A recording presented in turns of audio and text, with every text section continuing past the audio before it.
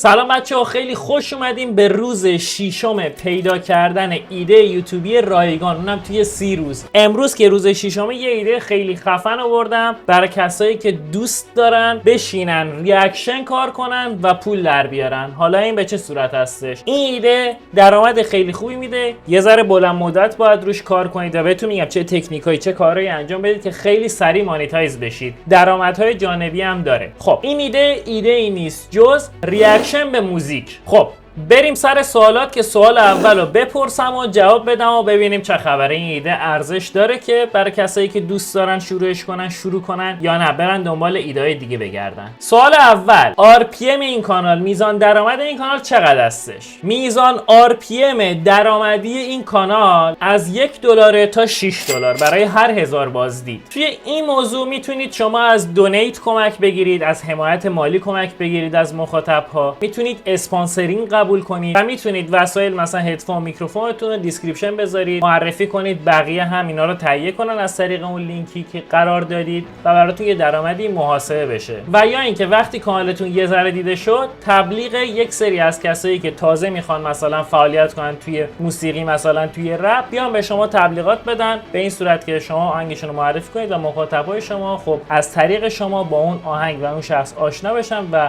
بازدید طرف بره بالا. نکته‌ای که باید خیلی حواسمون باشه برای درآمد این کانال اینه که اکثرا کپی رایت دریافت میکنن و باید خیلی حواسمون باشه که ما کپی رایت دریافت نکنیم، یعنی جوری این ادیت رو انجام بدیم که کپی رایت دریافت نکنه. حالا توی سوال این که چه تجهیزاتی احتیاج داریم من میگم چجوری باید ادیت بزنیم. پس نتیجه گرفتیم بین $1 تا $6.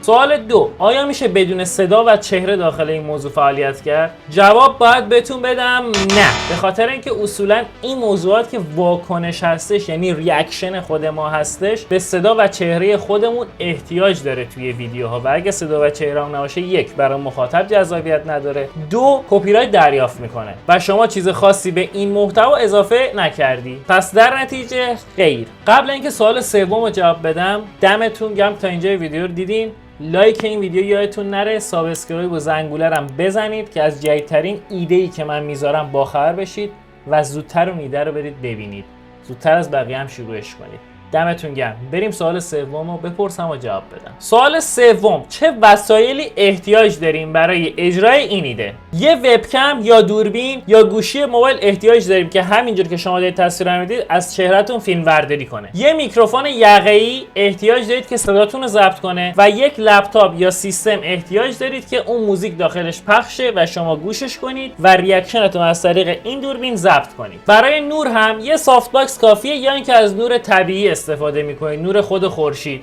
کنار پنجره میشینید ویدیوتون رو ضبط میکنید، پرده رو میزنید کنار، نور خورشید رو صورتتون باشه، کارتون راه میفته. و برای ادیت اگر با سیستم میخواید انجام بدید، با استفاده از پریمیر یا کپکات سیستم یا فیلمورا میتونید این کارو انجام بدید. اگر با گوشی انجام میدید، با کپکات یا اینشات، کارتون راه میفته. اگر میخواید به موزیک ریاکشن برید، تصویر موزیک انقدر باشه اینجا این کنار و تصویر شما بزرگ باشه، یه ذره بیاد کنارتر یا زومتر بشه. اگر موزیک ویدیو هستش، باز تصویر همینقدر باشه و شما باز بزرگتر گوشه باشید. نکته‌ای که وجود داره، تصویر شما باید غالب بر تصویر اون محتوا باشه، یعنی که تصویر موزیک ویدیو و موزیک نباید بزرگتر از شما باشه، چون اینجوری بعد احتمال دریافت کپی رایتتون خیلی میره بالا. پس برای جلوگیری کردن از کپی رایت به همین صورت باید عمل کنید. و اینکه اگر کپی رایت هم دریافت کردی، توی قسمت دیتیلز همون ویدیو که رفتی، توی قسمت چکس کلیک میکنید و گزینه دیسپوت رو انتخاب میکنید. اونجا میتونید یه درخواست شکایت نامه بنویسید که بگید آقا من فقط ریاکشن رفتم به این ویدیو و کمک کردم این ویدیو بیشتر دیده بشه. یه نکته دیگه که خیلی مهمه اینجا، داخل این محتوا نباید هیت بدید، چون اگر هیت بدید احتمال استرایک خوردنتون بالاست و احتمال اینکه اون مخاطب درخواست بده کانالتون بسته بشه بالا میره. در نهایت به هیچ عنوان هیت ندید اگر میخواید توی این موضوع فعالیت کنید، یعنی تخریب نکنید، بیشتر سعی کنید تعریف کنید و نظر خودتون رو بگید، اونم نه هیت. سوال چهارم، مدت زمان این ویدیو چقدر چقدر باید باشه. عموما ویدیوها بین 5 تا 17-18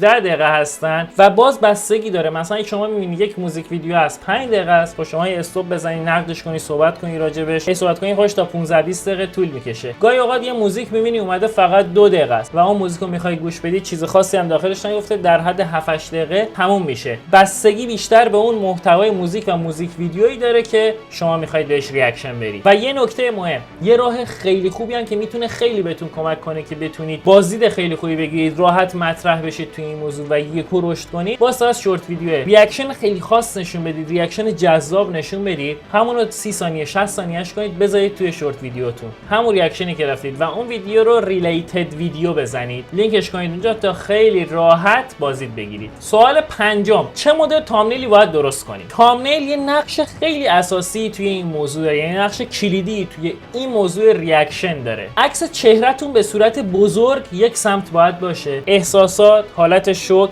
ترس، هر چیزی که مربوط میشه به اون صحنه‌ای که اون موزیک یا موزیک ویدیو داشته تو چهرهتون باید نمایش پیدا کنه. نام خواننده یا آهنگ، تصویر اون آهنگ یا موزیک ویدیو یا یک صحنه مهم از اون موزیک ویدیو، این صحنه کناری تامنیلتون باید باشه. فونتی که استفاده میکنید حتما درشت و خوانا باشه و یک تم داشته باشید، یعنی تامنیل اولتون مثلا سبز نشه، تامنیل آخر زرد، نارنجی، قرمز، همینجوری یه تم ثابت داشته باشید. سوال ششم، چه تکنیکایی باید پیاده سازی کنیم که بازدید و سابسکرایب و واچ تایم خوبی به دست بیاریم؟ در نهایت کانالمون رشد خیلی خوبی داشته باشه. یک، آهنگای ترند و پر بازدید جدید رو دست بذاریم روشون و به اونها ریاکشن بریم. دو، حس واقعیمون، ریاکشن واقعیمون رو نشون بدیم توی ویدیوها که مخاطب حسش کنه و درکش کنه. آهنگ ما پیشنهاد بدن که در نهایت یه تعاملی باهاشون برقرار کرده باشیم. چهار، آپلود منظم و سریع داشته باشیم. به محض اینکه یه موزیک یا موزیک ویدیو اومد، سریع ترین حالت ممکن خودمون رو برسونیم، ویدیو رو بگیریم، ادیت بزنیم و آپلودش کنیم داخل کانالمون. پنجمین مورد برای تامنیل، برای اینکه تامنیلمون جذاب بشه، چهره خودمون باشه، دهان باز با تعجب، اون طرف تصویر موزیک ویدیو اسکرین شات یه جای مهمش یا خود موزیک باشه با یه تکست از موزیک و اسم خواننده یا اسم اون موزیک باشه اونجا. بازدیدهای خیلی خوبی میگیره. خب بریم روی سیستم چند تا کانال موفق هم بهتون نشون بدم که توی این حوزه دارن فعالیت میکنن و درآمد خوبی دارن. اولین کانالی که میخوام بهتون نشون بدم بچه‌ها کانال فرشاد فور لایف هستش. دقت کنید کانال موضوعش ریاکشن هستش و به این صورت تامنیل ها یک شکل هستن. نگاه کنید، مثلا اینجا نوشته ماهواره حسین تیم، اسم ترک ماهواره است، خواننده حسین تیم، حسام تیم، اسم برنامه یا اسم اون موزیک آزمایشگاه، متین فتایی، اسم ترک سرد. نگاه کنید ریاکشن خود طرف، دهن باز، عکس اون کاور موزیک، عکس کاور موزیک، بازدیدها همه خوبه. و بریم توی ویدیوهای پر بازدیدم نگاه کنید.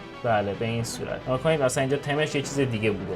دقت کنید اسم ترک مثلا بوز، خواننده هیپاپولوژیست، پایینش نوشته منو دوکی شما همه، ریاکشنش یه تیکه موزیک ویدیو، اینجا هم همینطور. به این صورت پس میتونید فعالیت کنید، این کانال الگو قرار بدید و مثل این برید جلو. بریم کانال بعدی. این هم کانال بعدی هستش بچه‌ها که 2 نفر هستن و ریاکشن میرن. دقت کنید کوتک امیری، فیلم کوتاه امیر تتلو. دقت کنید امیر تتلو، من 2 اول 1403. کوتک هولیشت، اسم خواننده، اسم ترک. نگاه کنید تامنیل ها یک تم خاص داره، خودشون 2 طرف هستن، وسط کاور موزیک یا موزیک ویدیو، یه صحنه از موزیک ویدیو و تکست خود اون شخص یعنی اسمش و موزیکش هم وسط قرار داره.